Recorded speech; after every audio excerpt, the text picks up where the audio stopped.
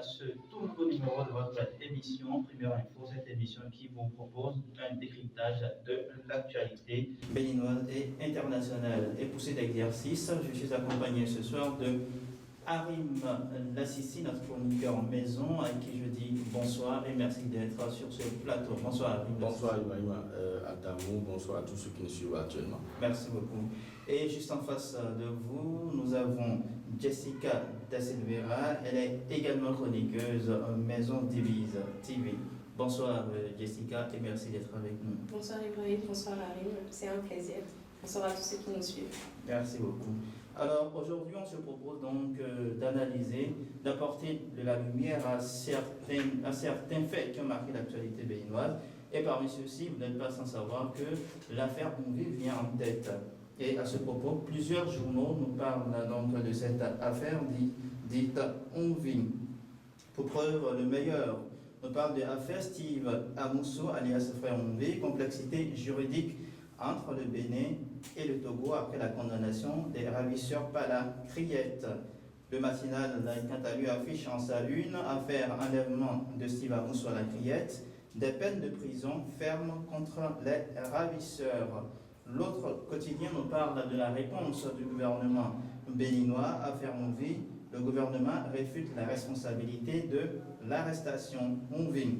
Avec l'événement du jour, dans le dossier Steve Amoussou, le porte-parole du gouvernement dit qu'il n'y a pas d'ombre dans le ciel des relations entre le Bénin et le Togo. Alors, ma toute première question qui s'adresse à Harim Lassissi.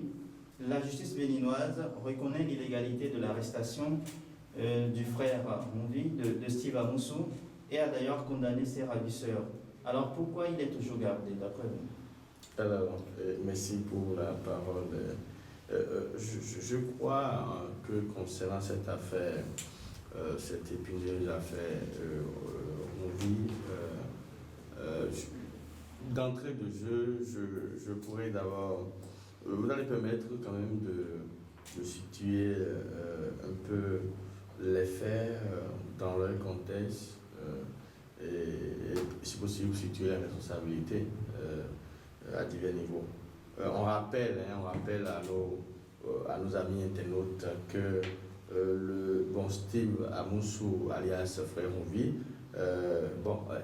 en griffe parce qu'on aurait appris que il aurait nié qu'il ne s'appelait pas Frère Onvi en question. Donc, il a été enlevé, kidnappé, quel que soit le jeu de mots qu'on fait, le 12 août 2004 sur le sol togolais. Présenté plus tard le 20. D'abord, on l'a prévu pour le 19, et finalement c'est le 20 qu'il a été présenté au procureur spécial de la Cour de répression des infractions économiques et du terrorisme. Alors, le procès a été finalement reporté, après l'avoir écouté auditionnaire, on a reporté pour octobre prochain. Le 7 octobre. Alors, si on reconnaît l'illégalité de son arrestation, pourquoi on le maintient dans les liens de... pour moi, les chefs d'accusation sont quand même accablants. Il y a... on parle d'harcèlement par voie électronique, on parle de menaces, on parle d'initiation, de publication de fausses informations, on parle bien des réseaux sociaux, on parle de provocation directe, d'incitation à la rébellion. Vous voyez, c'est quand même de lourds chefs d'accusation, ce n'est pas rien. Alors, donc, je voudrais dire que l'illégalité de son arrestation ne pourrait pas amputer ou enlever le caractère pénal de ce qu'on lui reproche. Je veux parler des chefs d'accusation qui sont quand même graves. Vous voyez, c'est un certain Onvi qui va jusqu'à appeler le nom de notre président Paletano de façon vulgaire. Le prénom Patrice, voilà. Ouais. Et alors que les institutions doivent quand même les respecter, force doit rester à la loi. C'est vrai que même si tu n'as pas vraiment aimé la forme de l'arrestation et tout, parce qu'on est allé juste violer la souveraineté de notre État, dans un contexte où on a déjà à dos le Niger, par exemple, une crise diplomatique qui peine bon, on n'a pas d'issue pour le moment, même si les nouvelles sont bonnes. J'ai envie de dire qu'il y a un problème en griffe, mais pour le moment, Frère Mouria est encore en prison, sera jugé et condamné certainement le mois prochain. Voilà. D'accord. Jessica, je suis à vous. La justice togolaise réclame les 3 présumés ravisseurs du frère Onvi. Et est-ce que vous ne pensez pas qu'un refus des autorités béninoises de livrer ces citoyens béninois qui sont sous le coup d'un mandat d'arrêt international à la justice togolaise ne puisse créer quand même une brouille diplomatique entre le Bénin et le Niger et le Togo? Effectivement, c'est un risque. C'est un risque que nous encourons parce que face on va dire, au respect ou à la nécessité de respecter les droits, n'est-ce pas, d'un être humain, sur le plan international, d'abord, le Bénin se met un peu dans la posture de celui qui détourne, qui ne respecte pas forcément les règles. Vous voyez, c'est pas le schéma basique d'une arrestation comme on l'entend. Donc là déjà il y a un couac, et le fait que justement la justice togolaise tape du poing sur la table pour réclamer que justice soit faite, n'est-ce pas, en quelque sorte à Steve Amonsou pour l'enlèvement, parce qu'on a appelé les choses par leur nom. On a levé sur les sols togolais, on rappelle. Voilà, pour cet enlèvement, c'est tout à fait normal.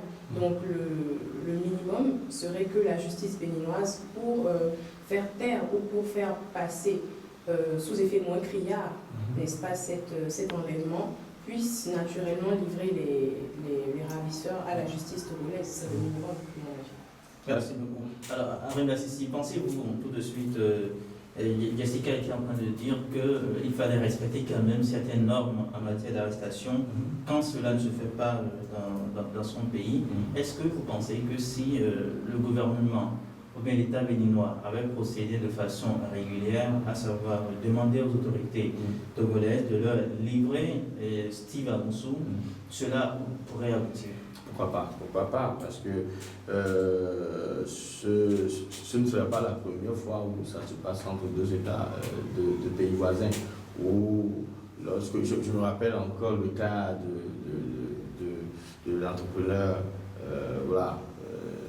KGB encore, on a escorté depuis là-bas, même appelé par Lomé également avant d'atterrir au Bénin. Alors donc pourquoi ne pas prendre par les voies qui sont connues, les voies qui sont autorisées, les voies officielles.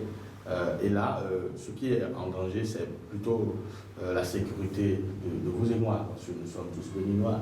Et déjà qu'on parle d'enlèvement, on parle de kidnapping, j'ai envie de parler d'un régime, le réseau lexical qui est formé quand on parle de kidnapping, d'enlèvement et autres, c'est plutôt à qu'on a on n'est pas en Afghanistan par exemple. Alors donc notre sécurité, attention, il faut que qu'on trouve les moyens. Je ne dirais pas comme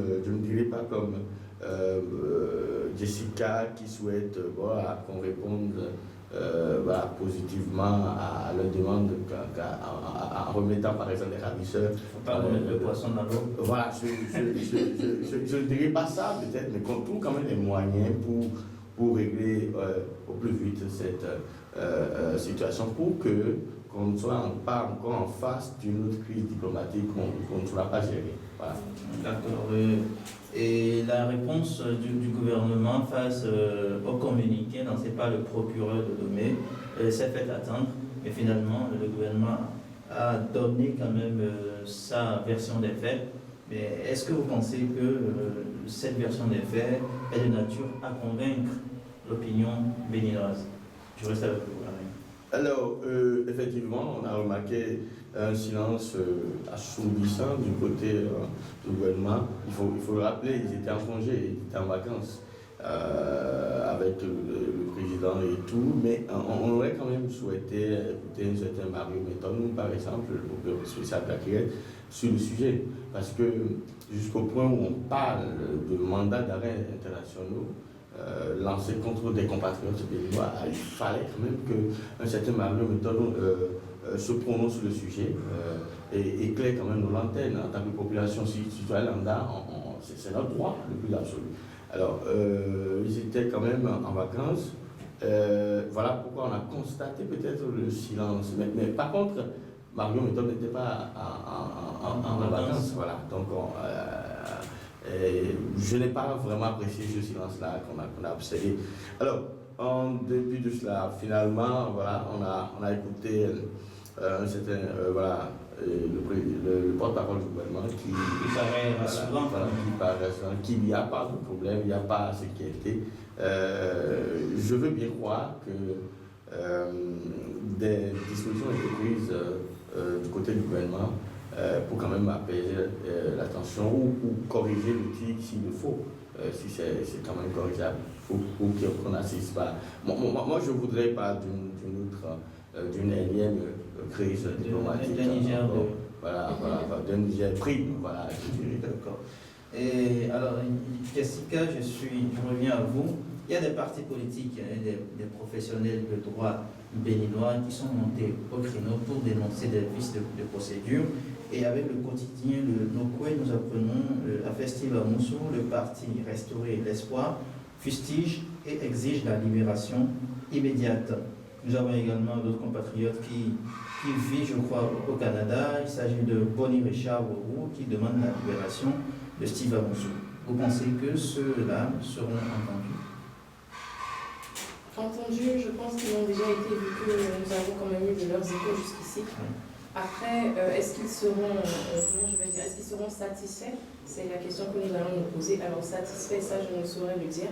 Particulièrement dans un climat où les dés sont, on va dire, jetés pour M. Steve Amoussou, qui, bien qu'il n'ait pas reconnu être le personnage frère Bouvi, a quand même été déporté de façon brutale depuis le Togo, a été ou est toujours incarcéré jusqu'à présent en attente d'un procès qui va mettre fin, donc qui va mettre un point à cette affaire.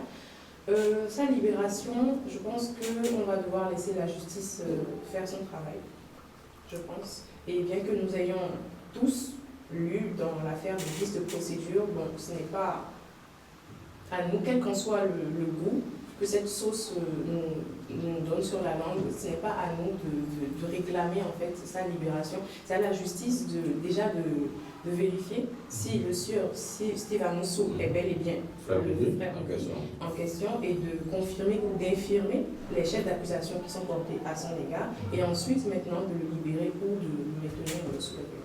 Bien, merci beaucoup. Vivement donc la justice fasse de façon impartiale son travail et que le verdict soit très prochainement rendu. Je rappelle qu'il s'agit que cela se tiendra le 7 octobre prochain. Alors nous allons passer à d'autres sujets qui a quand même fait la une des journaux. Il s'agit du sujet des chefferies traditionnelles en République du Bénin et nous apprenons avec leader du jour reconnaissance officielle des catégories d'autorités coutumières. Talon réactive la réforme de la chefferie traditionnelle au Bénin. Le matinal affiche les grandes lignes du projet de loi transmis au Parlement. 3 catégories d'autorités reconnues, une chambre nationale envisagée et des dérapages sanctionnés.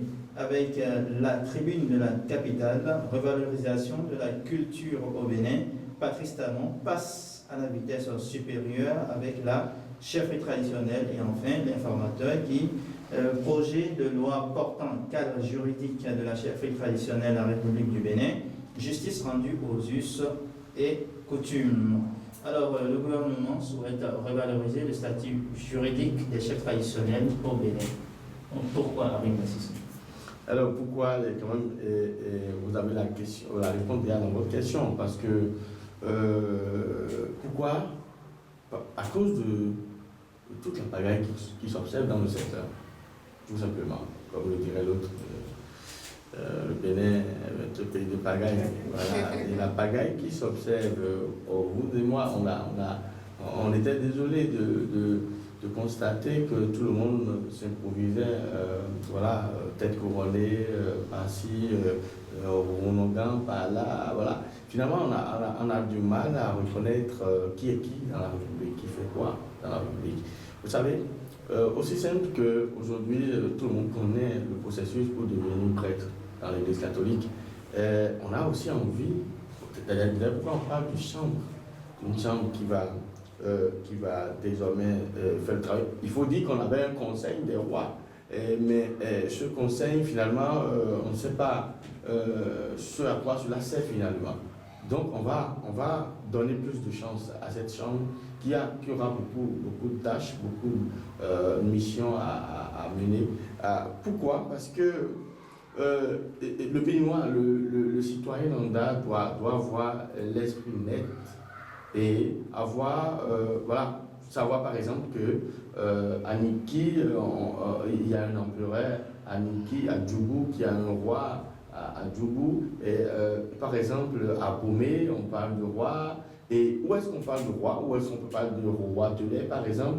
Où est-ce qu'on parle? Et il faut savoir, désormais on aura, selon l'organigramme défini, on aura désormais 3 niveaux. On aura les rois, on aura les chefs coutumiers, les chefs traditionnels.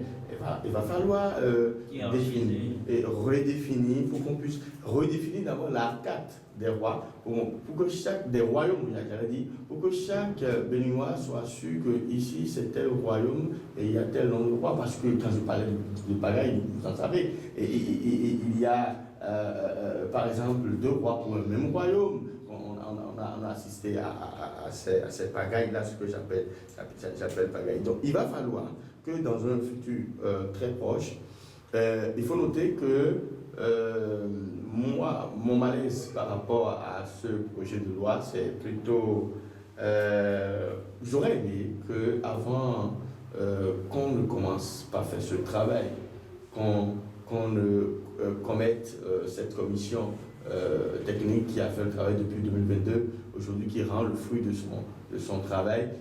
J'aurais aimé, je ne doute pas de la qualité des têtes bien pensées, bien pensantes qui constituent la commission en question, mais je voudrais quand même qu'on était quand même les concernés et que cela se fasse en amont avant qu'on ne commence pas à faire ce travail-là, parce qu'ils sont ceux-là qui vivent la situation, qui savent de quoi il s'agit, que cela soit le fruit d'un consensus. Les attentes des rois, ceux qu'on connaît déjà. Voyez. Alors, je me suis posé plusieurs questions. Je me suis demandé si c'est parce que parmi les rois, il y en a qui ne sont pas lettrés. Mais je me rends compte que là n'est pas la question, parce qu'il y a par exemple le roi Podégbé, par exemple, qui est un universitaire, par exemple. Il y a l'autre dont j'oublie le nom tout de suite, qui est également un universitaire. Donc, il y a également dans les cours royales des personnes lettrées. Voilà, donc le problème ne se pose pas là. Donc j'aurais aimé ce processus-là avant le travail. Maintenant, même si à côté de nous, hein, même au nord, on sait que la hiérarchie est bien respectée. Mais quand on va au Nigeria également, ou au Burkina Faso à côté, les gens n'ont pas besoin d'introduire des lois à l'Assemblée nationale, d'avoir un statut juridiquement particulier pour faire le job. Et, par exemple, quand vous allez à la fête de la Gani, par exemple, il y a les trompettes qu'on appelle les taras. Et quand, par exemple, vous êtes un roi de Niki, que ce soit de Niki, et que vous êtes là, et que vous descendez, et on dit votre tara, à l'arrivée, par exemple, de l'empereur, je suppose, mais automatiquement, votre tara s'arrête.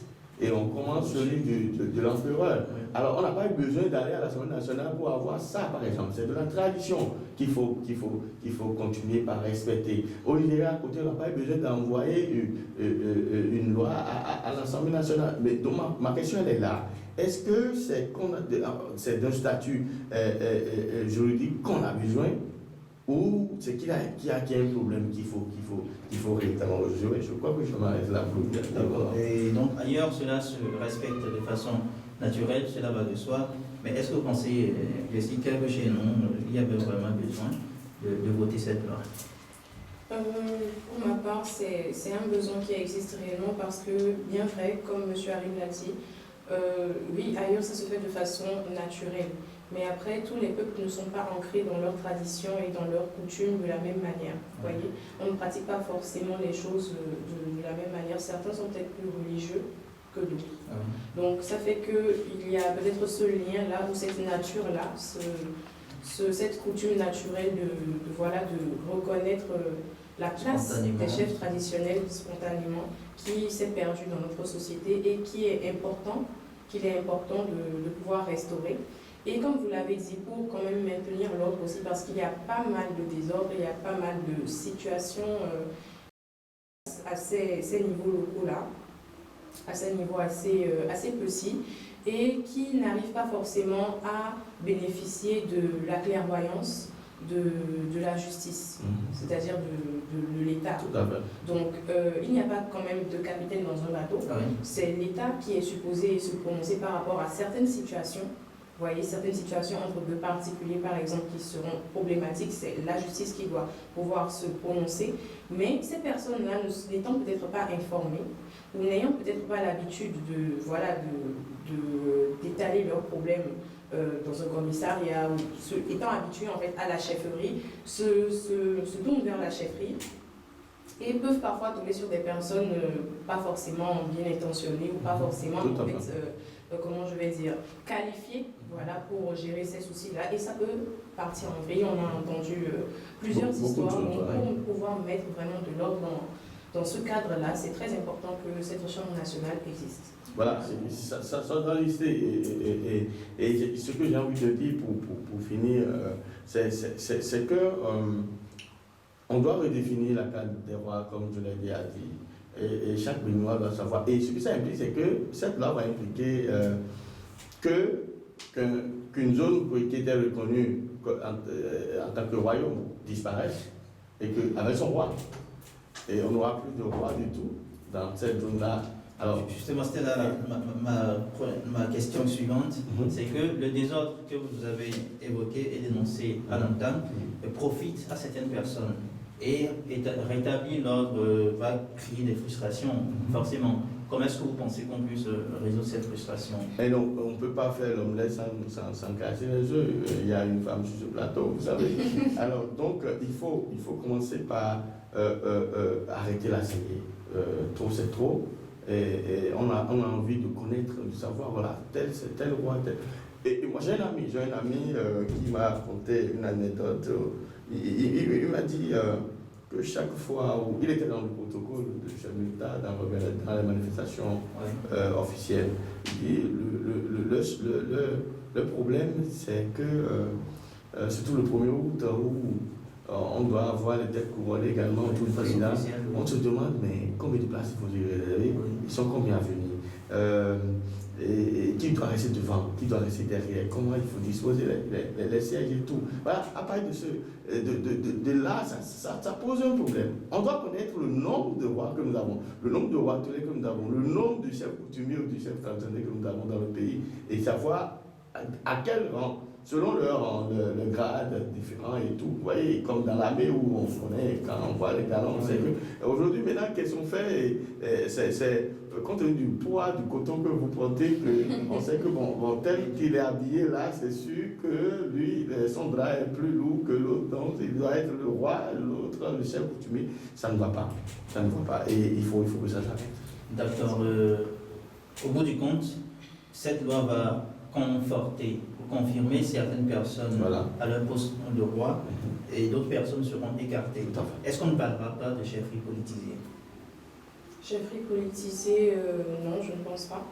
Je ne pense pas parce que lorsqu'on parle d'un chef, lorsqu'on parle d'un roi, d'un chef traditionnel, d'un chef coutumier, ce n'est pas un choix qui est fait par les hommes. Moi, si je me trompe, mais c'est un choix qui est généralement fait de façon réellement, pour la plupart spirituelle. On parle d'établissement du roi par les ancêtres, par ses prédécesseurs. Ce sont généralement les ancêtres qui choisissent le prochain roi, le prochain à porter la couronne. Donc, aussi longtemps que cette sélection va rester intouché. Ce n'est pas une chefferie politisée, c'est juste mettre de l'ordre dans quelque chose qui existait depuis, en fait, mais qui, au bout d'un moment, a connu beaucoup de malversations.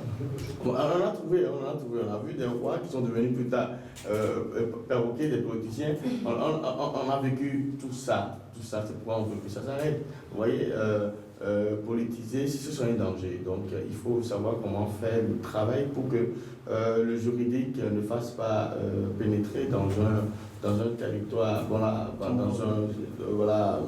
un cercle bien fermé du sacré ou du spirituel, comme l'a dit Jessica, en faisant intervenir le juridique, le caractère juridique, que les politiques également en fassent leur chou gras et tout se fait partie en vie. On espère donc que la politique ne va pas s'immiscer dans les affaires de cour royale et que ces cours-là ont quand même une certaine marge de manœuvre pour qu'elles ne soient pas manipulées, qu'elles ne soient pas des marionnettes. Donc on sache le rôle que joue la chefferie traditionnelle, par exemple, son lien et son rôle avec le gouvernement et son lien avec la population et tout. Voilà, merci beaucoup, Henri Bassissi. Alors, l'autre sujet qui fait la une, c'est le sujet de la lutte anti-prostitution. C'est le sujet de la répression qui se mène actuellement contre les filles de joie dans les grandes villes du Bénin, notamment Cotonou, Parakou et tout le reste. Et nous apprenons avec le matinal Cotonou des travailleuses de sexe interpellées. Et toujours avec l'affiche du jour, toujours à Cotonou, les travailleuses de sexe dans le collimateur de la police républicaine. Et avec le quotidien Le Meilleur, nous avons lutte contre la dépravation des mœurs à Cotonou. La police chasse les prostituées des artères de la ville. Alors, ma toute première question, ça s'adresse à Henri Bassissi. À Cotonou et à Parakou, comme on vient de le dire, la police procède à des arrestations des travailleurs de sexe. Pourquoi? Alors, vous savez, il faut le dire, hein, c'est le métier le plus vieux au monde, la prostitution. Même si, quand je le dis, j'ai un peu de malaise quand je le dis. Mais j'ai compris qu'il y a dans le secteur une certaine recrudescence qui est constatée, où on voit même que les plus jeunes aujourd'hui, jeunes et fraîches, on rencontre au bord des voies, déjà à 22h, 22h30. Voilà, ça pose un problème d'éthique, tout simplement. Ça commence par là. Je crois, dans le communiqué de la police républicaine, je crois, ça fait partie des raisons qui motivent leur action, leur lutte contre ce commerce, si on peut l'appeler ainsi. Alors, donc, d'abord, un problème d'éthique, parce que vous avez des enfants dans ces quartiers-là qui sont fréquentés par les travailleurs du sexe. Et ces enfants qui voient des jolis tatas qui s'habillent, qui viennent rester, qui viennent rôder autour de leur maison, de leur maison la nuit. Même si vous ne savez pas ce que ces tatas font, vous allez commencer par vous poser des questions. Voilà, surtout qu'aujourd'hui nous avons des enfants très intelligents et tout. Alors donc ça pose un problème d'éthique et de morale. Donc cette lutte, pour d'abord la morale, l'éthique et par la suite une raison totalement sécuritaire. Parce que vous savez que le malheur ne vient jamais seul, dit-on. Voilà, j'appelle ça malheur. Hein. Lorsque vous voyez des prostituées quelque part, il y a forcément des dealers de produits psychotropes également qui sont dans les parages. Pourquoi? Qui prétendent quand même assurer la sécurité de ces travailleurs de sexe. Vous savez, et dans le même temps, ils en profitent également pour faire couler leurs produits psychotropes. Et quand il y a ces produits qui sont liquidés, voilà, ça et là, c'est toute la jeunesse qui est exposée et tout. Voilà. Donc, c'est aussi là, la lutte de la police va jusque là également. C'est pas que les travailleurs de sexe, c'est tout ce qui va avec. Tous les contours qu'on pourrait observer dans ce commerce. Et ils sont allés loin. Et leur mission, c'est même d'aller jusqu'à au nœud du réseau. Et les proxénètes, par exemple, Les proxénètes ont été arrêtés à part. Voilà, parce que ce sont eux qui... On parlera d'exploitation ou de surexploitation de la personne humaine et pas ces proxénètes-là. Donc, je n'ai pas envie de vivre ça là dans le pays. Voilà. Vous me pardonnez peut-être, j'ai fait un tour à Lomé très récemment, dans un quartier dont je ne pouvais taire le nom ici. Déjà à 19h, de petites filles étaient déjà habillées de façon sexy, étaient déjà exposées, mais elles vous agressent littéralement quand vous passez dans ces rues-là. Je n'ai pas envie de vivre ça dans mon pays. Donc je dis bravo à la police et beaucoup de courage. Et ce n'est pas que ça, ce n'est pas que les travailleurs de sexe, il faut le rappeler. Dans l'Atlantique, par exemple, on parle de vente à la sauvette, qui est également sur la Sulette. Et on parle également toujours dans Cotonou, voilà, des mendiants qu'on a ramassés également, des malades mentaux qu'on a ramassés également. Et voilà, parce que quand on est mentalement malade, il faut se faire soigner. Et il y a des zones, il y a des maisons qui sont réputées pour ce genre de travail. Donc, moi, je dis tout simplement bravo et que beaucoup de courage. Voilà. Alors, vous avez émis le souhait de ne pas voir votre pays se transformer en ce quartier dont vous avez tué le nom, mais quand même, on constate qu'il y a une recrudescence du phénomène de la prostitution au Bénin. Et Jessica, qu'est-ce qui peut l'expliquer? Alors, la recrudescence de la prostitution au Bénin, par où commencer? Parce que il y a, selon moi, plusieurs facteurs. Le premier, c'est un facteur, comment on va dire? On va appeler ça un facteur familial, bon, beaucoup plus psychologique, hein, mais qui naît en fait dans les familles. C'est le fait d'observer pour une jeune femme de naître dans un environnement, dans un cadre familial, où le père est soit absent, soit incapable, dans la majorité des cas, de subvenir aux besoins de sa famille. Donc, dans ces cas-là, ça crée immédiatement... La mère aussi. N'oublions pas que c'est les deux côtés. Mais bon, nous sommes dans une société africaine patriarcale, c'est le père qui doit faire la majorité. Et quand le père ne le fait pas, ça se fait ressentir automatiquement. Donc c'est quand même assez... c'est quand même ce que moi je lis, en tout cas, comme traumatisme chez ces personnes-là que j'observe dans la société, qui, vous allez aussi le constater, ne viennent pas forcément de familles aisées. Mais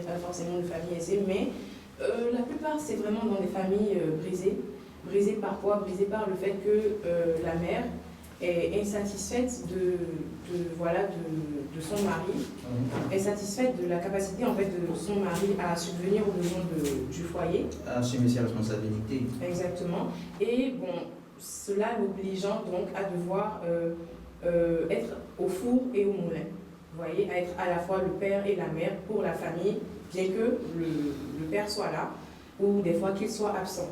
Donc, dans ces cas-là, le fait de voir sa mère vivre des frustrations, vivre des tas de tracas au quotidien, vraiment, vous avez parlé de vente à la sauvette tout à l'heure, qui faisait partie des chasses à la sorcière de la police républicaine récemment. On a eu à voir des reportages où des mères de famille fondaient en larmes devant la caméra, où elles disaient que mais c'est mon seul revenu et je sais que je suis dans l'héritage, je sais que je ne suis pas supposée être là, mais si je ne fais pas ça, si je ne reste pas ici, comment je vais nourrir ma famille? Vous voyez? Donc, le fait d'observer sa mère vivre vraiment, passer par tous ces tracas-là, dans la tête de la jeune fille, c'est un traumatisme en fait qui ne dit pas son nom. Parce qu'automatiquement, elle va se dire, quoi que je fasse dans la vie, je ne veux pas vivre ça. Et donc, je ne veux pas vivre ça dans une situation où c'est la précarité au quotidien. On observe bien dans certaines familles, on choisit de scolariser le garçon au détriment de la fille. Maintenant, si on n'a même pas le choix, si on n'a même pas l'opportunité de choisir entre la scolarité de l'un ou l'autre, c'est-à-dire si on n'a même pas la possibilité d'envoyer l'un ou l'autre à l'école, bah, on s'ouvre voilà, à ce qui nous tombe sous la main. Donc tout le monde n'a pas... La facilité, surtout. La facilité, vous voyez, tout le monde n'a pas le réflexe ou, la capacité en fait de s'humilier. Vous voyez, pour aller apprendre mon métier, pour faire comme les bonnes dames, par exemple, commencer à vendre des marchandises, ça et là. Tout le monde n'a pas reçu cette éducation-là. Et surtout, on vit dans une société où la télévision, les réseaux sociaux et j'en passe nous ont beaucoup matrixé le cerveau. Si bien que la jeune fille se dit, voilà, bon, moi je suis trop belle pour vivre ces souffrances-là, je suis trop belle, je suis trop jeune pour passer par... la télé. Exactement, pour passer par tout ce que ma mère a vécu. Moi je suis trop belle, je suis trop fraîche, je vais simplement me trouver un bon mari qui va réussir là où mon père a échoué, c'est-à-dire qu'il pourra... Mais c'est pas quand même au bord des voies qu'il faut trouver le bon mari. Non, pas au bord des voies, ça commence déjà par cette mentalité-là. Je suis trop belle pour souffrir comme ça. Et si je suis trop belle pour souffrir comme ça et que bon, d'un dragueur à un autre, je trouve que X est capable de me donner 50 000 par mois, mais 50 000 par mois, ça ne me suffit pas. Donc je vais ajouter Y qui est capable de me donner peut-être 50 000 par mois, 50 plus 50, ça fait 100. Comme vous avez dit tout à l'heure, ça devient en fait un commerce. L'amour ou les sentiments en fait de la vie deviennent un commerce. Et là encore, c'est ce que je viens de décrire, c'est le haut niveau. C'est ça le haut niveau. C'est le haut niveau parce qu'il faut savoir se vendre aussi. Mais quand vous n'avez pas... C'est du marketing, vous voyez. Il faut savoir voilà, où trouver ou bien comment intéresser X ou Y. Et dans le cas où vous n'avez pas cette compétence en marketing, vous ne savez pas vous y prendre, bon, vous faites comme ce que vous voyez faire. De toute façon, l'objectif c'est quoi? Que l'argent rentre. Malheureusement, l'objectif c'est que l'argent rentre. Donc, les causes elles sont multiples, mais ce que je pourrais dire, en tout cas de ce que je lis, par rapport à la recrudescence de la prostitution, surtout avec des jeunes filles, souvent aussi des mineurs, c'est ce problème psychologique-là, vous voyez, de la lecture de la souffrance auprès de leur mère. Merci pour cette psychanalyse des travailleuses de sexe au Bénin. Mais est-ce que vous pensez qu'avec ces actions de la police républicaine, de la police des mœurs actuellement, on peut juguler le problème? Juguler le problème, c'est un très grand mot. Juguler, je ne dirais pas. Réduire, non plus. Non plus. Parce que vous savez... Vous êtes pessimiste? Je suis réaliste. Je ne suis pas pessimiste, je suis réaliste. Pourquoi je dis ça? C'est peut-être maintenant que le phénomène est en train d'être vraiment exponentiel au Bénin. C'est-à-dire de voir des jeunes filles au bord de la rue et tout, au bord de la route, pardon, la nuit et tout. Ça, c'est peut-être le temps que nous vivons. Mais sous d'autres cieux, comme l'a dit M. Harry tout à l'heure, c'est le métier le plus vieux du monde. Que la police le fasse ou pas, ça continuera d'exister. Peu importe à quel point vous allez les pourchasser, ça continuera d'exister. Donc, ou en fait, comment je vais dire, juguler le problème, je ne pense pas parce que si ce n'est pas au bord des rues, la nuit, si ce n'est pas au bord de la route la nuit, ça sera sur les réseaux sociaux. D'ailleurs, on le vit, on en entend parler régulièrement sur les réseaux sociaux aujourd'hui du phénomène de busy girl.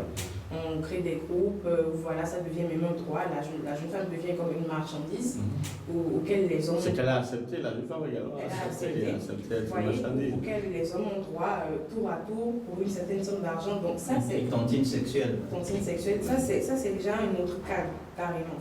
La jeunesse est ingénieuse. Vous voyez, ça c'est déjà un autre cadre. Dans le mauvais sens, oui. Dans le mauvais sens, malheureusement. Et il y a aussi le cadre, ne l'oublions pas, des maisons closes.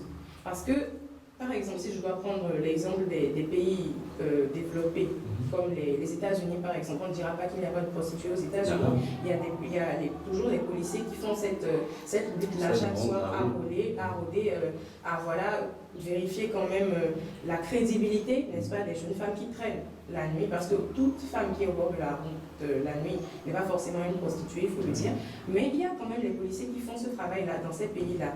N'empêche qu'il existe des réseaux où ces femmes-là sont soit enlevées, sont soit forcées, ou ils vont de leur plein gré, des fois, n'est-ce pas, pour être vendues dans des maisons. Et l'accès à ces maisons-là aussi est particulièrement réglementé et particulièrement sécurisé, mais n'empêche que ça existe. Donc, juguler le problème, je ne dirais pas, mais ça va permettre quand même de décourager celles qui vont penser que, ou celles qui auraient espéré se lancer dans ce domaine-là, de les décourager. D'accord. Arinda Sissi, la prostitution qui s'observe au bord des voies n'est que la partie immergée de l'iceberg, et la plus grande partie, c'est celle-là qu'on ne voit pas et qui se fait sur les réseaux sociaux. Jessica l'évoquait tout à l'heure. Et est-ce qu'il n'y a pas ce risque-là de voir celles qu'on chasse des bords, des abords des routes, de s'adapter sur les réseaux sociaux et comment est-ce qu'il faut réellement donner un je ne suis pas psychologue, je ne suis pas sociologue non plus, ni psychopédagogue, mais je vais essayer. Je crois que le problème serait davantage d'ordre. Voilà, notre société s'est laissée violer par ce que Jessica a appelé tout à l'heure. Voilà, elle a parlé des télévisions, des réseaux sociaux, tout ce qu'on nous vend, tout ce qu'on nous montre tous les jours. Et nos coutumes n'ont plus vraiment leur crédibilité, n'ont plus vraiment leur nature, ce qu'elles étaient du temps de nos parents, par exemple. Et c'est déplorable. C'est déplorable. Aujourd'hui, la jeune fille préfère la facilité plutôt qu'à vouloir transpirer. Et là, ça me permet de revenir sur l'un des propos de... il y a transpiration, mais c'est pas... De Jessica qui parlait de... on n'arrive pas à scolariser la jeune fille. Aujourd'hui, l'État fait beaucoup dans ce sens où, il faut le dire, il faut le reconnaître, où la jeune fille a beaucoup de facilité, beaucoup à l'école, par exemple, jusqu'au secondaire également. Je veux parler de leur gratuité. Et il y a d'autres organes également qui aident, qui appuient le gouvernement. Il y a Suède, le projet Suède, par exemple, et pour les démunis qui, quand même, leur paient même jusqu'aux fournitures scolaires et tout. Voilà, donc l'État fait suffisamment pour qu'on accepte que ce phénomène fleurisse devant nous. Alors, moi, que c'est qu'on renvoie le deuil des morts, de nos voix et à terre, autour, sur les réseaux sociaux, c'est évident. C'est d'une évidence. Alors, mais qu'est-ce qu'il faut faire? Franchement, je ne saurais quoi dire. Et ma question, elle est plutôt celle-ci. Celle qu'on a arrêtée, on parle de quarantaine à Cotonou et également à Barabou, c'est quoi la suite? On va les condamner ou qu'est-ce qui va se passer? C'est exactement ma préoccupation. Si on pouvait les récupérer et travailler avec des psychologues qui vont les amener à changer, par exemple, de feeling, par exemple, de mentalité ou autre, et travailler à leur réinsertion sociale dans des métiers donnés, ça aurait été l'idéal. Mais est-ce que c'est ce qui va se faire? Parce qu'on a observé cette lutte-là, cette même lutte avec l'ancien préfet Togola à Cotonou, même l'actuel préfet du littoral, Alain Ouroula. Donc la suite, c'est souvent... Parce qu'il faut le dire, il y en a de vicieux, de pervers, de pernicieux qui sont dans ce secteur qu'on ne voit pas forcément et qui jouissent des fruits de ce truc. Là, on a parlé du prosélytisme, par exemple, et d'autres également qui sont tapés dans l'ombre, qu'on ne voit pas, qui profitent de ce commerce, qui profitent de ces faits, qui font tout pour que la lutte, là, ces gens de lutte ne prospèrent pas. Et c'est malheureux pour le type de société, la qualité de société qu'on va laisser à nos enfants. En effet, c'est malheureux et c'est également, il faut le reconnaître, un premier pas significatif qui est quand même posé avec cette répression de la police des mœurs, de la police républicaine. Et ce qu'il y a maintenant à souhaiter, c'est qu'on trouve également d'autres solutions pour renforcer cette lutte, afin que ce commerce-là ne se transmette pas à la génération qui arrive. Et quand on parle de la génération qui arrive, c'est également de la scolarité, de la scolarisation, c'est également de l'éducation, et c'est justement là notre tout prochain sujet. Nous sommes à quelques heures de la rentrée scolaire au Bénin et tous les médias affichent ce sujet. Et nous allons justement avec le chasseur info, enseignement secondaire et technique, Poirot Yves Chabi, appelle au respect des effectifs dans les classes. Le routier confirme cette information. Voici effectifs scolaires, voici les seuils fixés par Voici les seuils fixés pour les classes du secondaire et de la formation professionnelle au Bénin. Alors, Arim Lassissé, je reste avec vous. L'appel du ministre pour le respect du ratio élève-professeur, alors qu'il n'y a pas eu de façon significative de construction de nouvelles classes, nous avons un boom au niveau des effectifs. Quelles sont les mesures qu'on peut prendre pour respecter, voilà, ou bien pour faire respecter cette décision ministérielle? Alors, il faut être réaliste. Il faut être réaliste. Quand on parle de ratio, je prends un collège comme le Jean Ekbert dans l'Olmé, c'est quasiment impossible d'avoir, par exemple, un quota de 30 élèves, par exemple, par professeur dans chaque classe. Ça ne passe pas parce que, vous voyez, c'est un collège qui a l'habitude voilà, d'avoir 6 000 élèves, par exemple. Et pour combien de cours pédagogiques, combien de salles? Et alors, là, dans ce genre de conditions, monsieur le ministre, c'est compliqué. Donc, parce que... Est-ce qu'on n'est pas en train de mettre la charrière dans les bœufs? Tout à fait. Ce qu'il fallait faire, c'est d'abord travailler à avoir de l'espace pour l'État. D'accord? Personnel aussi. De l'espace pour construire des salles. Alors, ça fait partie des défis de l'école béninoise. Alors, quand on ne règle pas ce problème en amont et qu'on parle maintenant ça pose un problème, j'ai envie de dire qu'on s'amuse, que c'est de la comédie. Voilà. Alors, défi de l'école béninoise, il y en a plein. Je ne sais pas si vous allez encore m'accorder la parole après mon vis-à-vis.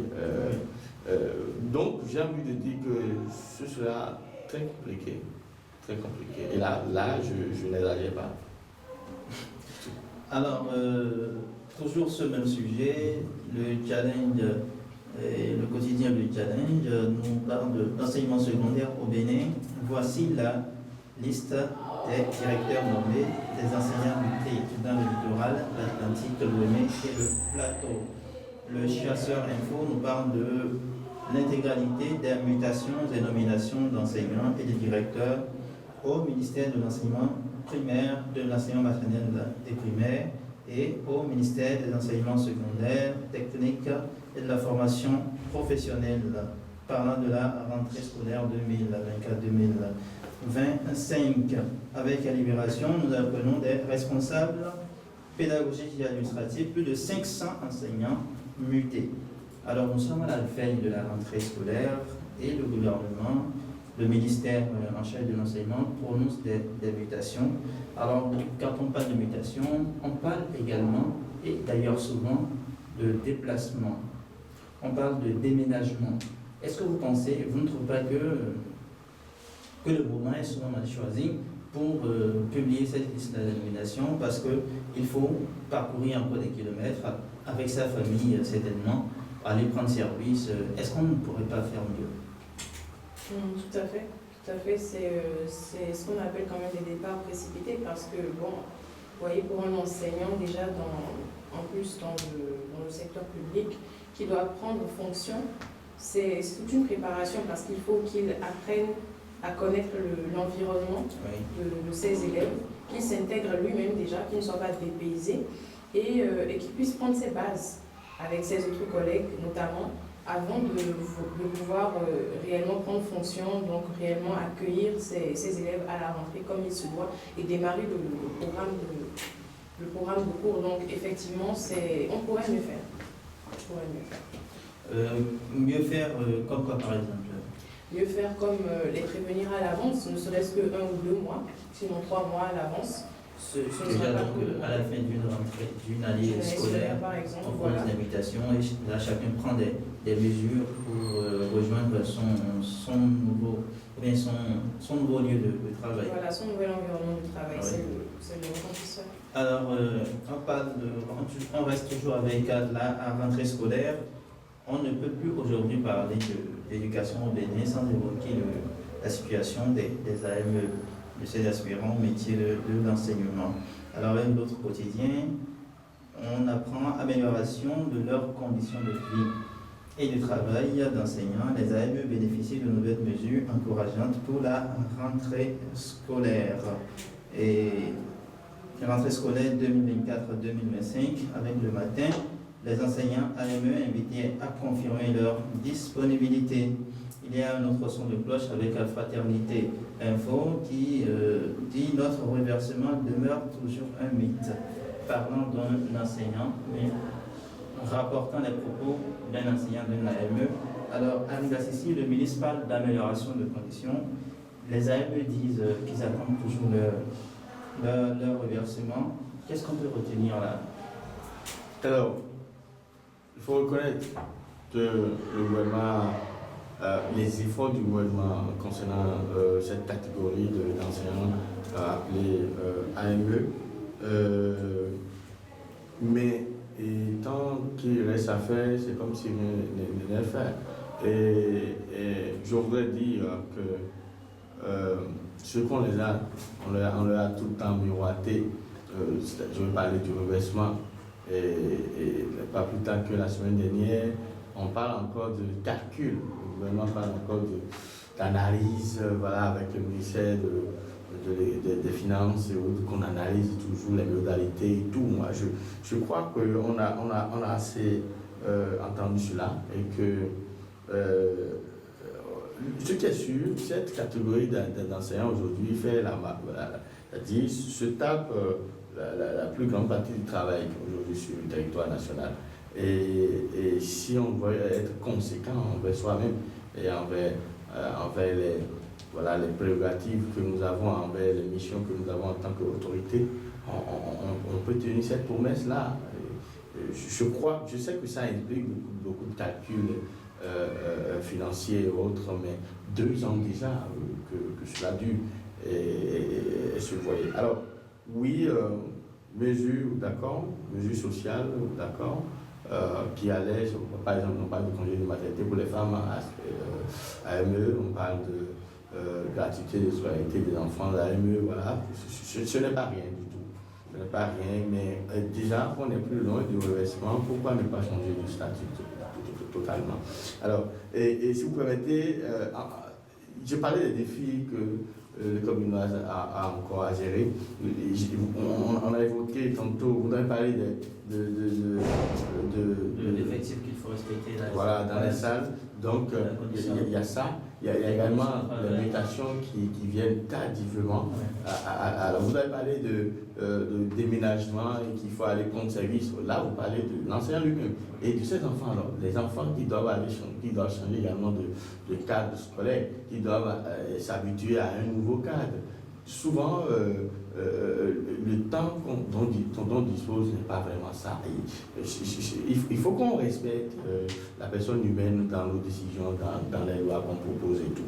Alors, en dehors de ça, c'est vrai, nous avons assisté aux journées pédagogiques de réflexion, donc l'État est prêt, le gouvernement est prêt pour que la rentrée commence. On a eu la pré-rentrée également, et j'ai suivi également le secrétaire de COSI Bénin qui était à la rencontre avec rencontre gouvernement et centrale syndicale. Vous savez, à la veille de chaque rentrée, ça se fait, c'est protocolaire. Alors, ils l'ont fait, ils ont sacrifié la tradition. Et déjà, l'information, on a appris que 25% déjà des subventions sont déjà disponibles pour permettre quand même à ce que les enseignants puissent avoir les fournitures déjà pour aller dans les salles déjà à partir du 16 septembre 2024. Alors, donc, c'est heureux de l'apprendre. Mais il y a quand même des défis qu'on a déjà cités. À cela s'ajoute également le problème du quota horaire. Toujours parlant des AME. Voilà. Si on pouvait réajuster les choses, que chaque AME, les AME ne soient pas surexploités, qu'on leur donne le quota horaire normal, ça va permettre à ce que ceux qui sont déjà dans la base de données qui n'ont pas été déployés, ça va permettre à ce qu'on les déploie. C'est cela. Il faut faire le point de ceux qui sont déjà en service, qui sont déjà au poste, ceux qui sont déployables, qui sont dans la base qui n'ont pas été déballés depuis des années, vous savez. Alors, il faut faire ce point-là, parce qu'on a appris qu'il y a même un autre test qu'on a lancé et tout. Oui. Alors, pourquoi on ne fait pas d'abord ce point-là pour vider ce qui est là, ce qui est déjà utilisable, et on fait un autre test? Alors, le ministre dit que ceux qui sont dans la base ne sont pas compétents. voilà, il faut qu'on les informe qu'ils ne parlent plus de base. Alors, parce que ces enseignants sont à la maison, priant tous les dieux, espérant un jour voilà, parce qu'après la base, on doit parler aussi de seuil de compétences dans ce pays. Ouais, on doit habituer à tellement de dialectes qu'aujourd'hui, on ne sait plus à quel sens se vouer. Il y a également le problème des contractuels de 2014 qui ont vu ceux de 2016 rétablis et tout dans leurs doigts, alors que ceux de 2014, c'est comme si il y a plus de 3, voilà, ils sont plus de 3000 dans le cas. Et c'est comme si il y a 4 années qu'on ne les compte pas, qu'on ne les comptabilise pas dans leur carrière. Ce n'est pas rien du tout. Et ceux-là, parce qu'aucun texte ne prévoit, par exemple, que l'État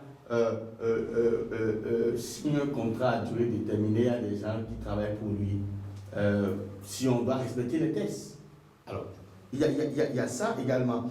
Il y a également le problème des primes de rentrée saucissonnées. Aujourd'hui, l'enseignant était habitué à quoi? À la veille de la rentrée comme ça, on lui paye ces primes qui sont, qui est d'une hauteur d'une centaine de mille, et puis il lui permettait quand même de préparer sa rentrée, la rentrée à ses enfants. Alors, aujourd'hui, maintenant, cette prime du jour au lendemain a échelonné sur l'année, toute l'année, sur 12 mois. Vous voyez ce que ça va représenter, c'est pas moi, n'est pas consistant pour pouvoir permettre à cet enseignant de préparer. Donc, les syndicalistes en ont parlé également. Il va falloir que l'État revoie cela. Vous, le salaire que vous avez reçu le mois écoulé, je ne suis pas sûr qu'il reste encore 10 000 là-dedans. Et s'il faut préparer la rentrée avec ça, c'est compliqué. Donc il va falloir revoir cela. Il y a également le problème de la sécurité des apprenants. On l'a dit, vous savez tout ce qu'on a vécu l'année dernière. Et on a parlé d'un enseignant qui rentrait et qui, par inadvertance, au lieu d'aller devant, aller en arrière à tuer des apprenants. Voilà. Et on a parlé de création de parking et tout. Voilà. Où est-ce qu'on en est aujourd'hui? Et en dehors de ça, le problème de dépôt de candidature pour les candidats au bac, vous savez ce qui s'est passé, où on a été obligé de renvoyer des candidats le jour de la composition.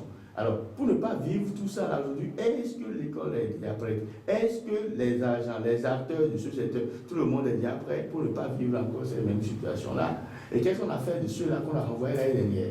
Alors, j'ai envie de poser ces questions. Il y a, voilà, je ne veux pas parler aujourd'hui du droit de grève qu'on a déjà supprimé, mais alors, je ne veux pas en parler. Voilà, je ne veux pas en parler ici. Mais tout ça là, dans la tête d'un enseignant, vous ne pouvez pas demander à cet enseignant d'être le plus meilleur des enseignants devant les apprenants. Ce n'est pas possible. Alors, donc que le gouvernement revoie sa copie, d'accord, sur ces défis de l'école. Et parlant de défis, il y en a encore. Vous voyez, nous sommes en période pluvieuse. Oui. Et malheureusement, il y a un problème d'adaptation de calendrier scolaire. Parce qu'il y a dans certaines zones que malheureusement, il n'y aura pas la rentrée le 5 septembre 2024. Et malheureusement pour eux, c'est le même calendrier national. Et ces enfants iront composer le même bac que ceux qui vont commencer le 16 prochain.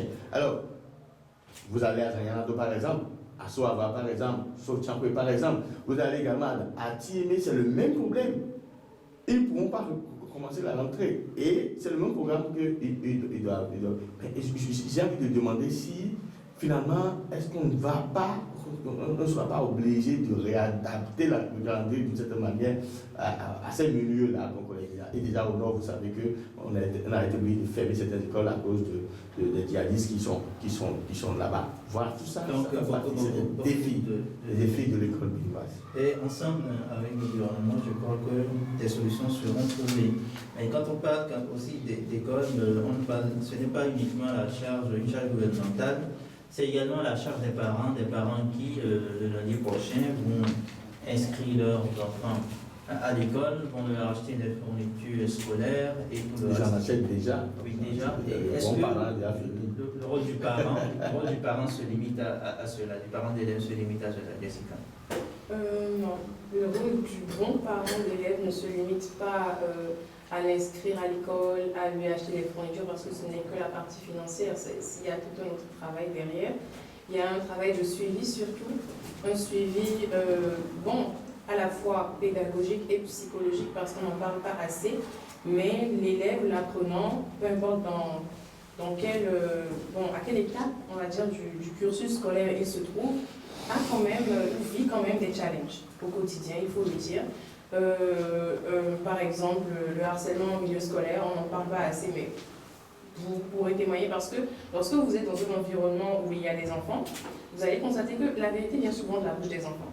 Si vous êtes peut-être mal habillé et que ceux qui sont autour de vous n'ont pas eu le courage de vous dire que votre assortiment n'est pas du tout agréable à voir, l'enfant vous dira « mais pourquoi tu es habillé comme ça ?» Il vous dira. Vous voyez, donc il y a aussi de ces méchancetés-là qui peuvent facilement venir de la part des enfants dans un environnement où ils sont entre eux. Donc c'est des challenges que l'enfant, surtout au Bénin, on n'est pas habitué, on n'a pas forcément reçu cette éducation-là, d'aller se confier à nos parents par rapport à ce qu'on vit. Parce que déjà, quand tu fais quelque chose de mal à la maison, on te corrige. C'est-à-dire qu'on te tape, voilà. Donc, si déjà tu vis des complications à l'école à cause pour rien, tu n'as rien fait, mais on te harcèle, c'est difficile de venir voir le parent et de lui dire, le parent qui a déjà l'habitude de te corriger, et de lui dire, écoute papa, écoute maman, je ne comprends pas pourquoi un tel, il s'acharne sur moi à l'école et tout ça. Donc il y a vraiment beaucoup de challenges et nous ne parlons pas forcément d'un point de vue de vis-à-vis entre camarades, mais déjà le simple fait de se retrouver face aux études, par exemple, pour quelqu'un qui passe en classe supérieure ou en classe d'examen, il sait il y a quand même une certaine pression qui est sur lui parce qu'il sait que les parents ont des attentes. Et je ne peux pas me permettre d'échouer, peut-être par rapport à d'où je viens, par rapport à l'environnement dans lequel je viens, par rapport au sacrifice que les parents ont fait pour que je sois là. Il y a une pression qu'ils ne sont pas habilités ou qu'ils n'ont pas appris, en tout cas à pouvoir gérer ou à pouvoir tout simplement partager avec le parent. Donc le parent doit pouvoir anticiper quand même et discuter, ne serait-ce qu'une fois en passant les soirs, par exemple, après les cours, avec son enfant pour voir comment il se porte, comment il supporte quand même tout ça. Parce qu'on a tous nos challenges, ce n'est pas parce que la personne n'est pas encore mûre, n'est pas encore mature, n'est pas encore dans la vie active, qu'elle ne traverse pas des choses psychologiquement. Donc il faut pouvoir discuter avec elle, la préparer aussi un jour à être un bon parent, à pouvoir aussi, anticiper les petites blessures psychologiques que ces enfants à l'avenir auront. Alors, merci beaucoup Jessica. On referme la page de la rentrée scolaire avec vous. Et nous ouvrons la page du président Nicéphore Dieudonné Soglo qui a fait une visite à la GDIZ. Et les journaux ne sont pas restés insensibles à cette visite parce qu'avec le matinal, nous disons Nicéphore Soglo, après sa visite à la GDIZ, je n'ai jamais vu une réalisation pareille. Le matin, nous rapporte après la visite du complexe, Glo Djibé, Nicéphore Soglo fait ambassadeur de la GDIZ avec un dynamisme info.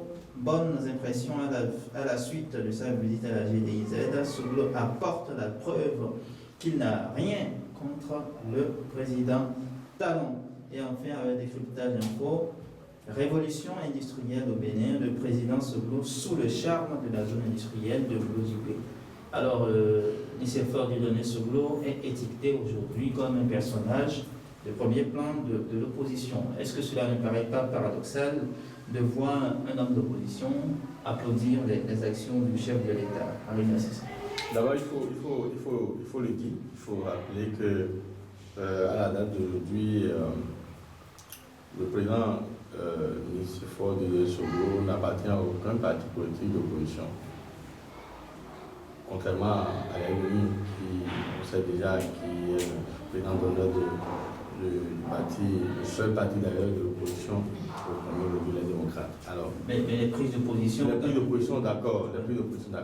Et c'est là, je salue la culture de l'homme, parce que, vous savez, n'a rien contre le président Paris Talon. C'est d'ailleurs le type de critique ou le type de politicien dont on a besoin pour notre développement. On a besoin des politiciens, pas politiciens, voilà, politiciens, voilà. On a besoin des gens, pas des gens pour pour critiquer quoi? Pour la forme. On a besoin des personnes qui puissent être au-dessus de la mêlée, qui puissent quand même, toute émotion éclatée, puissent faire la part des choses. Là, on parle de développement. Je disais, de la zone industrielle, le président Soglo a été sidéré. Moi, j'ai une autre question, c'est pourquoi Semina il va là-bas? Parce que vous me parlez peut-être de son agenda très chargé, mais bon, peut-être Semina, l'agenda lui permet d'aller là-bas. Mais il a été totalement sidéré. Et les mots qu'il a utilisés, il a dit le président Talon nous cache des choses dans ce pays. Alors, donc, j'ai envie de dire que quand c'est beau, il faut le dire, même quand on n'est pas du même bord. Et quand ce n'est pas bon, il faut également le dire. Dans les règles de l'art, moi j'ai beaucoup aimé la culture de l'homme. J'ai aimé tout simplement. Donc, en dépit de toute querelle et autres, quand même, il faut reconnaître ce qui est bon. Voilà. D'accord. Jessica, est-ce que cela n'annonce pas très prochainement un retournement de veste de la part du président Soglo? Et qu'est-ce qu'il gagnerait aujourd'hui à rejoindre le camp présidentiel? Bon, un retournement de veste annoncé, qu'est-ce que je pourrais en dire? Le président Soglo est quand même quelqu'un qui est connu pour avoir un minimum d'éthique, comme le disait monsieur Harim tout à l'heure. Quand c'est bon, il le dit. Quand c'est pas bon, quand ça ne lui convient pas, quand c'est pas beau à ses yeux, il le dit aussi. Donc, lire dans cette série de compléments de l'œuvre qu'est la GDIZ, un retournement de veste, je ne pense pas. Mais si tel était le cas, qu'est-ce qu'il aurait à y gagner? Écoutez, en politique, on a toujours quelque chose à gagner. C'est un jeu bien plus complexe, selon moi, que les jeux d'échecs. Il faut toujours garder un pion, n'est-ce pas? Dans son camp, on ne sait jamais ce qu'on pourrait en tirer. Donc, oui, éventuellement. D'accord, vous avez été très courte. Alors, Harim Lassessi, dernière question pour boucler ce sujet. Est-ce qu'on peut encore espérer de ces élans de sincérité dans l'opposition béninoise? Parce que d'habitude, tout est peint en noir. Voilà, c'est même je le disais déjà, c'est déplorable. Si on pouvait en avoir, ce serait bien. Si on pouvait en avoir, ce serait bien. Des opposants là-bas, le thème me pose problème. Opposants, on s'oppose au bonheur de qui? Au développement du peuple, c'est tellement. Voilà. Donc, j'ai envie de dire que quand on parle de développement, c'est une affaire de tous. C'est pas une affaire de politiciens, d'opposants, de mouvanciers, ça nous concerne tous. Alors, tel qu'on a un dirigeant qui fait bon, qui fait bien, il faut le dire. Il faut le dire. Maintenant, c'est une culture, une école à laquelle il faut appeler tous les politiciens d'ailleurs. Il faut appeler tous les politiciens. Parce que je rappelle au passage que ces propos du président Soglo ont suscité beaucoup d'opinions opposées au sein de l'opposition. Le contre qui ne devait pas tenir de tels propos, etc. Donc, est-ce qu'on peut encore réellement trouver un homme d'opposition qui vienne dire là, devant les caméras, tiens, monsieur... Il y en aura. Parce que le président lui-même, disait récemment au président Aïboni, j'ai bien envie que vous disiez, ce qu'on peut faire là, c'est bon. Mais bon, honnêtement, il faut reconnaître quand même. Moi j'ai un problème. Je suis malaisé quand on fait les débats et on dit, on a tendance à peindre en mal ou en noir tout ce que le gouvernement fait. Parce qu'on se dit, soit opposant, donc tout ce que le gouvernement fait, il faut critiquer, il faut toujours trouver de l'eau à leur moulin pour critiquer. Donc, je ne suis pas de cet acabit. Je préfère être honnête. Et quand il s'agit de développement, c'est une affaire de tous les Béninois. Voilà. Exactement, je vais rebondir très rapidement sur ce que vous disiez parce que en réalité, lorsqu'on parle d'opposants, il faut le rappeler, c'est quoi l'opposition? L'opposition, c'est quand même, bon, on va dire un groupe social de personnes qui sont là surtout pour veiller à ce que, n'est-ce pas, le gouvernement en place ne fasse pas de dérive, ne piétine pas en fait les droits des citoyens. Mais l'Assemblée nationale, l'ensemble de l'Assemblée nationale joue déjà ce rôle-là, le contrôle de l'action gouvernementale. Principalement. Voilà. Donc si on doit se dire opposant et que votre seul rôle ou votre seul cheval de guerre serait de critiquer constamment les actions Voilà. du gouvernement, ça ne passe plus. Là, ce n'est Et malheureusement, on ne propose rien. Voilà. L'opposition de mon pays ne propose rien, par exemple. Si la Et là, on va critiquer, des opposants, on va il faut critiquer. souhaiter avoir des proposants. Exactement. Voilà. On a besoin que l'opposition, par exemple, nous propose des choses. Voilà, depuis la mandature, cette mandature de l'Assemblée nationale, même si on est en minorité parlementaire, jusqu'à qu'est-ce que cette minorité parlementaire a proposé? Sinon, critiquer ce que le gouvernement fait. Exactement. Voilà. Si la critique était constructive, Voilà. encore, ça pourrait se comprendre, mais il y a juste des critiques, parce que, il faut le rappeler, le gouvernement ou M. Patrice Talon n'a pas fait que la zone industrielle de l'OJB. C'est tout un processus, c'est-à-dire qu'après avoir réalisé donc, la zone industrielle, il y a eu maintenant un processus de recrutement qui a été principalement ciblé sur qui? Sur ceux-là qui n'ont pas forcément un haut niveau d'études, Voilà. mais qui ont la volonté surtout et la capacité, un minimum de niveau, donc je pense le niveau BEPC, et qui ont la volonté d'apprendre. Ouais. Donc ceux-là ont été formés dans cette zone industrielle-là, ont appris comment faire, comment se rendre utile. On parlait tout à l'heure de la reconnaissance de la prostitution. Ça participe en fait au rehaussement en fait, de ces fléaux-là dans la société. Donc quelqu'un qui aujourd'hui, dans la peau ou avec la veste d'un opposant, se permettrait de critiquer ou bien de peindre en noir encore cette œuvre-là, franchement, c'est... Manquerait de sincérité. Voilà. Et merci beaucoup. Et parce qu'il faut le rappeler, quand on se donne le droit de critiquer, il faut également se donner le devoir de dire que c'est bon quand c'est bon. Bien, et c'est sur ce que nous allons mettre un terme à ce sujet. Le tout dernier sujet dont nous allons parler sur ce plateau, c'est un sujet qui est assez triste. 24 de nos confrères ont perdu la vie durant ces 8 derniers mois. Et avec le Figaro, Média, 24 journalistes décédés en 8 mois au Bénin. Alors, quelles pourraient être les causes ou quelles sont les causes de ces décès? Arima Cissé. Alors, vous l'avez dit, c'est une triste note. Le bilan est lourd, sombre. 4 journalistes décédés en 8 mois seulement. D'abord, on a commencé en début d'année avec les doyens, Ali Ballet de l'ONTB, Cap FM qui a perdu le Baobab, Jérôme Carlos. Et voilà, depuis, voilà, le Télé qui a perdu François Xavier, et la dernière en date, Jacques Agozo de Planète FM.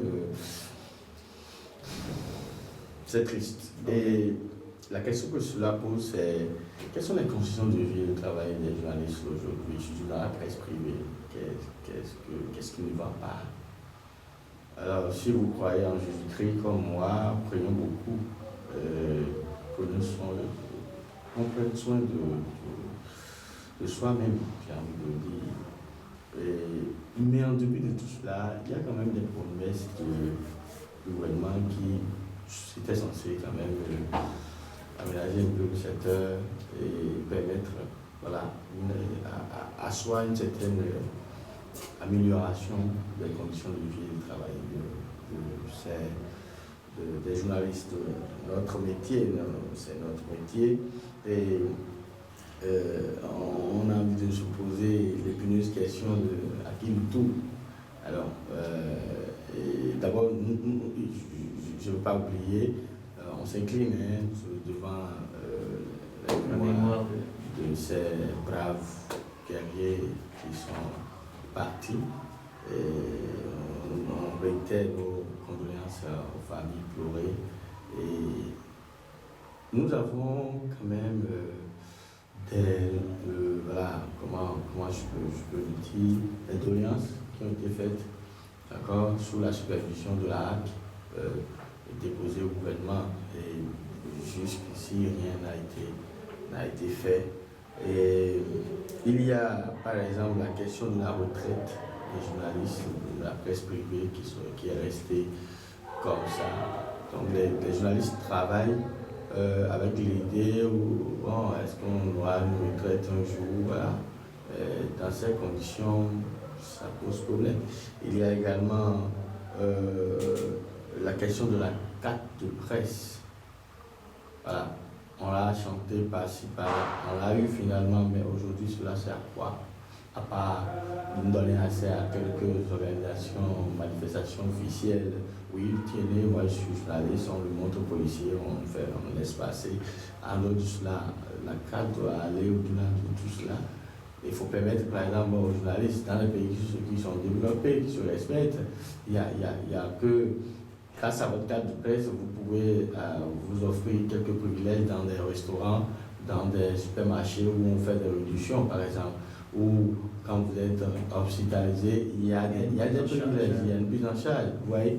Donc, on doit travailler à arriver à ce stade ici dans notre pays également, pour soulager un temps soit peu, voilà, les journalistes. Il y en a qui souffrent également actuellement, qui sont malades, il y a un même citoyen dont je préfère tel le nom, actuellement qui lutte contre la mort tous les jours que Dieu fait. Et on le souhaite comme guérison. Donc c'est vraiment une triste chose. Et alors, Jessica, est-ce que vous pensez que les conditions, comme il le dit, les conditions de travail des journalistes se dégradent? Au point où on assiste à cette hécatombe? Ça voudrait dire que les conditions de vie et de travail, particulièrement des journalistes en République du Bénin, sont à ce point insatisfaisantes que ça produit cette série de morts. Bon, personnellement, je ne pense pas parce que tout le monde a des... Vous savez, le Bénin est un pays, il faut se le dire de façon très honnête, où beaucoup de corps de métier au niveau des conditions de travail particulièrement, sont au niveau embryonnaire. On n'est pas, déjà de base, d'un point de vue économique, on est un pays sous-développé. Donc, si on est un pays sous-développé, on ne doit pas forcément s'attendre à ce que les conditions de travail soient peut-être les meilleures, ou soient quand même, voilà, soient reluisantes. Donc, il y a déjà ce cas-là. Donc, il n'y a pas que, c'est pour dire qu'il n'y aurait pas que dans le secteur de la presse privée que les conditions de vie et de travail pourraient emporter certains. Mais je ne... Voilà, ce n'est pas... Est-ce qu'il y a par exemple plus de stress dans le métier? Est-ce qu'il y a pas de surcharge, d'excès de travail de la part des confrères qui tombent? Parce qu'il y a par exemple un autre qui est tombé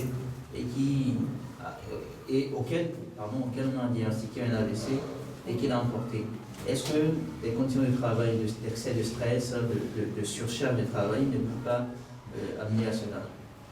Oui, bon, s'il faille ouvrir une enquête, par exemple, de façon profonde sur les causes, n'est-ce pas, des décès, des 24 décès que nous avons observés depuis le début de cette année, il faudrait aussi ouvrir une enquête dans d'autres corps de métier et on entendrait aussi pas mal d'hécatombes, vous voyez. Donc en fait, bon, c'est pour dire, désolé pour sa famille, mais tout le monde peut avoir un AVC aujourd'hui, que ce soit à cause des conditions de travail ou pas. Vous voyez, donc vraiment, dire, se hâter pour dire que c'est à cause des conditions de travail qui ne sont pas optimales dans le domaine de la presse privée au Bénin, c'est un peu aller vite en besogne pour moi.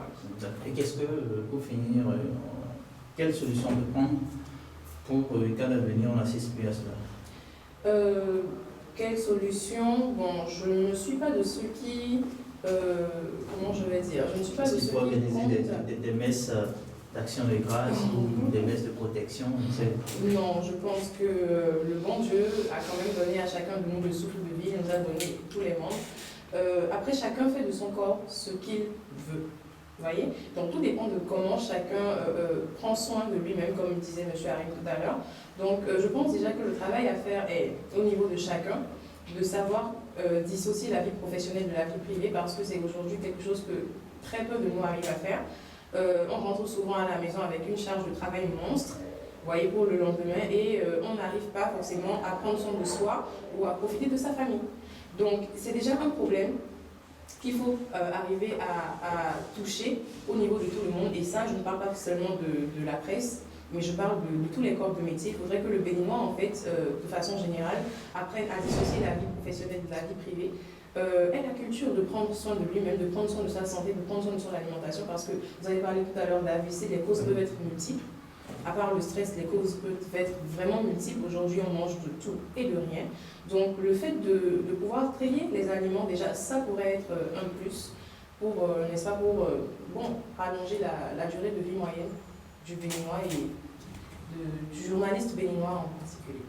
Merci beaucoup, Jessica da Silveira. Et c'était tout simplement la toute dernière phrase de mes chroniqueurs qui nous ont apporté beaucoup de lumière sur des sujets d'actualité. Et nous vous remercions, vous aussi, chers téléspectateurs qui avez suivi l'émission de bout en bout. Et on se dit à la prochaine pour d'autres sujets. Merci.